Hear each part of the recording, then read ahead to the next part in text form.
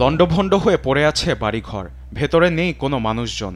ক্ষেত খামার, গাছপালা সবকিছুতেই যেন রয়েছে ধ্বংসের ছাপ।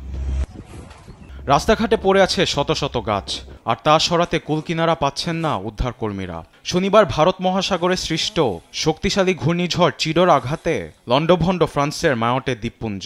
দেশটির আবহাওয়া দফতর বলছে ৯০ বছরের ইতিহাসে সবচেয়ে শক্তিশালী সাইক্লোনের কবলে পড়েছে ফ্রান্স।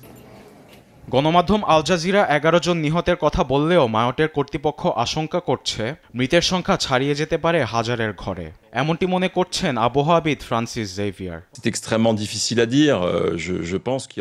এখনো প্রকৃত সংখ্যা বলা খুবই মুশকিল। আমার মনে হয় তা শতাধিক থেকে হাজারের ঘরে যেতে পারে, কারণ এটা স্পষ্ট যে এই ঘটনার ভয়াবহতা আমরা সবাই অনুভব করেছি।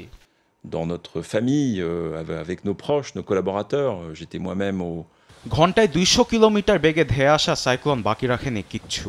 ধ্বংস হয়েছে বাড়িঘর, দোকানপাট, হাসপাতাল। লণ্ডভণ্ডের ঘটনা বর্ণনা দিতে যেন শিউরে ওঠেন প্রত্যক্ষদর্শীরা। এত জোরে বাতাস বইছিল, আমি আতঙ্কিত হয়ে পড়েছিলাম। আমি চিৎকার করছিলাম, আমাকে বাঁচান। আমি নিশ্চিত ছিলাম আমার শেষ মুহূর্ত চলে এসেছে। ফ্রান্সের স্বরাষ্ট্র মন্ত্রণালয় জানায় কয়েকশো নিরাপত্তা বাহিনীর সদস্য যোগ দিয়েছে উদ্ধার অভিযানে। ব্যাপক ক্ষয়ক্ষতি হওয়ায় হতাহতের সঠিক সংখ্যা এখনও প্রকাশ করা সম্ভব না বলে জানায় তারা। সাইক্লোনের কারণে বিদ্যুৎ বিচ্ছিন্ন হয়ে আছে পুরো মায়োটা দ্বীপপুঞ্জ। সেখানে বসবাসকারী ৩ লাখের মানুষের মাঝে দেখা দিয়েছে পানি ও খাদ্য সংকট।